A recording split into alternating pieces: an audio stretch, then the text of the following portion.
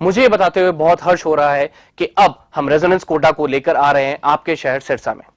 अब आपके बच्चे को अपने सपने को साकार करने के लिए आपसे दूर नहीं जाना होगा। आपको बस जाना होगा खैरका स्थित आरपी सीनियर सेकेंडरी स्कूल के प्रांगण में, जहां पर रेजोनेंस कोटा की फैकल्टी आपके बच्चे को ट्रेन करेगी भविष्य के डॉक्टर और इंजीनियर बनने में। सभी प्रमुख परीक्षाएं जैसे JEE Main, JEE Advance, NEET UG, AIIMS, International Olympiad, NTSC, KVPY, CA, CS, CMA, CLAT, Resonance ने गुणवत्ता और मात्रा दोनों में अच्छे परिणाम देकर खुद के लिए एक नाम बनाया है। अधिक जानकारी के लिए आप डबवाली रोड स्थित RP senior secondary school visit कर सकते हैं या कॉल कर सकते हैं नीचे दिए गए नंबर पर। अब होंगे सपने साकार। धन्यवाद। 5-6 साल से मुझे नजर आ रही है। एक तो ये कि जाट समाज इकट्ठा होने की कोशिश कर रहा है। होगा नहीं होगा ये तो अभी सवालिया निशान है, लेकिन इनकी कोशिश से लोगों में एक उत्साह इकट्ठा होने के लिए, और इस उत्साह को मैं समझता हूं कि आने वाले सालों में भी इनका प्रयास चलता रहेगा और सामाजिक दृष्टि से हम इकट्ठा होने की जो प्रक्रिया है उसको और मजबूती से आगे बढ़ाएंगे। क्योंकि जैसे कई साथियों ने बताया कि इकट्ठा होने की समस्या जितनी हमारी कौम में है शायद दूसरी कौमों में इतनी नहीं है, क्योंकि हमारे संस्कार ऐसे हैं कि हम अपने आप को और अपने बिरादरी के दूसरे लोगों को एक समान समझते हैं, एक समान दृष्टि से देखते हैं। और ये बात इस बात से भी नजर आती है कि जितने हमारे महापुरुष हुए हैं उन्होंने भी प्रयास किए समाज को इकट्ठा करने का, और समाज समय समय पर उनकी बातों का अनुसरण भी करता रहा। लेकिन कहीं ना कहीं जैसे मैंने कहा कि हमारा आचरण ऐसा है कि हम अपने आप को और अपने साथियों को बराबर मानते हैं, तो कोई हमसे ऊपर उठे तो कहीं ना कहीं जाके ब्रेक लग जाती कि ये ऊपर कैसे उठ गया। मैं खुद ना कोशिश करूं उसको बराबर जाने की, लेकिन उसको नीचे लाने की कोशिश मेरा प्रयास रहता है। ये हमारी सोच का हिस्सा है और हो सकता है कि आने वाले समय में इस बात को हम अगर महसूस करें तो जिस ताकत का, जिस बुद्धिमत्ता का और जिस विश्वास का जिक्र आचार्य देवव्रत जी ने किया कि जाट में ये विशेषता है कि वो बुद्धिमान है, उसके अंदर ताकत है, उसके अंदर समझदारी है, और उसका जो चलन है वो बहुत ही समाज में एक निराले किस्म का है। वो किसी का दुश्मन नहीं है, सबका दोस्त है, और अगर दुश्मनी करनी है तो अपने से करता है, दूसरों से नहीं करता। ये समाज में कुछ चीजें ऐसी हैं जिनको हम अच्छा बोलते हैं, लेकिन कुछ चीजें ऐसी हैं जिनसे हमारे को ऊपर उठने का प्रयास जब भी होता है तो कहीं ना कहीं अड़चने आती हैं। अब इन भाइयों ने प्रयास किया, कई लोगों ने ये कहा कि इनका प्रयास ज्यादा तेजी से बढ़ रहा है, इसलिए इनके बराबर में कोई ऐसा कार्यक्रम किया जाए जिससे कि इनको नीचे लाने की कोशिश की जाए। ऐसा प्रयास हुआ और वो शायद आगे भी करे, लेकिन मैं इतना जरूर कहूंगा कि जिस ताकत का आपको एहसास है वो ताकत सिर्फ आप तक सीमित नहीं है, वो ताकत हर जाट के अंदर है। चाहे वो हिंदू जाट है, चाहे वो सिख जाट है, चाहे वो मुसलमान जाट है, चाहे वो क्रिश्चियन जाट है, और चाहे किसी संप्रदाय से, चाहे वो आर्य समाजी जाट है, चाहे वो विश्नोई समाज से है, ये ताकत उनके अंदर, उनके डीएनए में है। लेकिन उस ताकत को इकट्ठा करने का जो प्रयास है, अगर वो प्रयास हम पहले शुरू करें तो हम, जो आप और हम हैं आमने सामने, आप और हम अपने आप इकट्ठा हो जाएंगे। इस ताकत का इस्तेमाल हम देश में अपनी पहचान बनाने के लिए, देश में जो हमारा हिस्सा है, देश की सामाजिक व्यवस्था में, देश की राजनीतिक व्यवस्था में, मैं तो ये कहता हूं कि देश की आर्थिक व्यवस्था में, और इससे भी बड़ा इस देश की धार्मिक व्यवस्था में। गवर्नर साहब ने सारी बातें अच्छी कही, उन्होंने यही नहीं, ये बात भी जोरदार शब्दों में कही कि जाट धर्म के मामले में धर्मांधता का शिकार नहीं होता, वो अपनी बात अपने मन में रखता है, उसको कोई बहकाने की कोशिश करे, उसको कोई धार्मिक बातें करके जंजाल में फंसाने की कोशिश करे, उसको वो कभी बर्दाश्त नहीं करता। ये हमारी पहचान का हिस्सा है, और यही कारण है कि आज दुनिया में हमारी जितनी आबादी है उसमें एक बहुत बड़ा हिस्सा मुसलमान धर्म को मानने वाले जाट भी, इस्लाम को मानने वाले, और बहुत बड़ा हिस्सा हिंदू समाज में है जो हिंदू धर्म को मानने वाले, और सिख समाज है, वो भी बहुत बड़ी संख्या में इसको मानने वाले हैं। लेकिन मन से, अपनी कार्यशैली से, अपनी सोच से आज भी उनकी सोच में तब्दीली नहीं है, क्योंकि धर्म किसी की जाति नहीं छीन सकता, धर्म किसी का गोत्र नहीं छीन सकता, धर्म किसी का डीएनए नहीं छीन सकता। और यही बात आपको भी समझनी होगी कि जो धर्म के नाम से जाट समाज को ये समझते हैं कि उनको धार्मिक भावनाओं में बांध के उनको अपने हितों के लिए तो उनका इस्तेमाल करें, लेकिन जब जाट समाज के हित की बात आती है तो उनके हितों को हम भूल जाएं, ये नहीं हो सकता। कोई सामाजिक व्यवस्था हो, कोई धार्मिक व्यवस्था हो, और कोई अर्थव्यवस्था हो, इकोनॉमिक्स, वो हमें हमारे विचारों पर लगाम नहीं लगा सकती, हमारी सोच को दबा के नहीं रख सकती।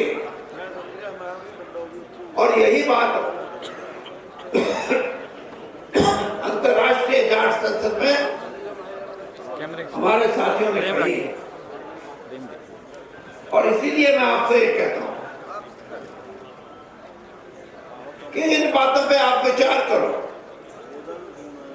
बहुत से साथियों ने कहा, और गवर्नर साहब ने भी कहा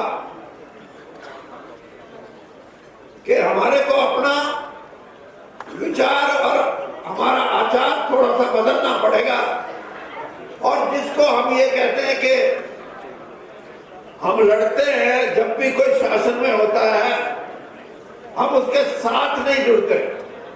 सवाल ये है कि वो हमें जोड़ना चाहते हैं या नहीं जोड़ना चाहते। सवाल ये नहीं है कि हम जुड़ना चाहते हैं नहीं जुड़ना चाहते। और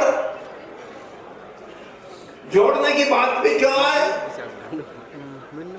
अगर हम इकट्ठा हो तो कोई ऐसी व्यवस्था नहीं जिसमें दूसरी जातियां भी हमारे साथ मिलकर चले।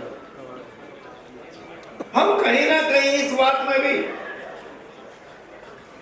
गलती कर जाते हैं कि हम दूसरी जातियों को अपने साथ जोड़ने में सक्षम हैं, हमारे इरादे हैं, हमारी सामाजिक व्यवस्था है। गांव में छोटे से छोटा परिवार भी हो, मेहतरानी भी हमारी गांव के रिश्ते के नाते से हमारी चाची लगती है, तो हम उसको चाची बोलते हैं। ये हमारी व्यवस्था का हिस्सा है।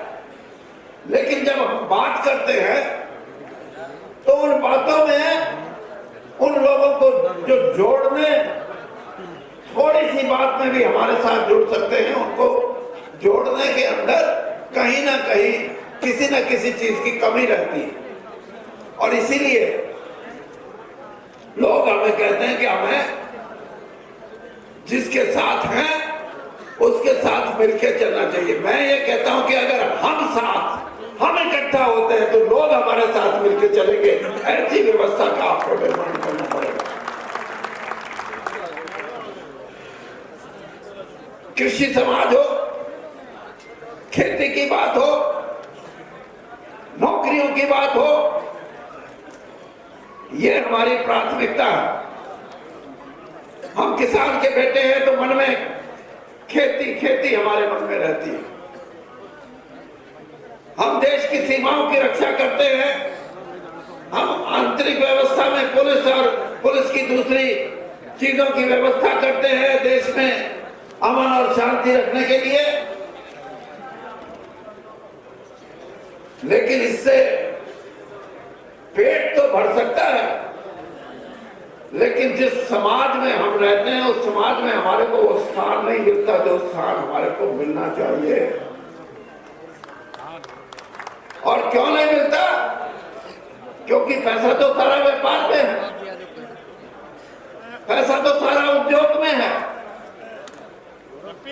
खेती में पैसा नहीं है। और नौकरी की भी ये हालत है कि सारी उम्र निकल जाती है नौकरी में, बांध के रखा हुआ है सरकारों ने। कोई नौकरी में लगता है मेरा कितना इंक्रीमेंट लगेगा, मेरा पीएफ कितना कटेगा, ये इन चीजों में ही सारी उम्र निकल जाती है।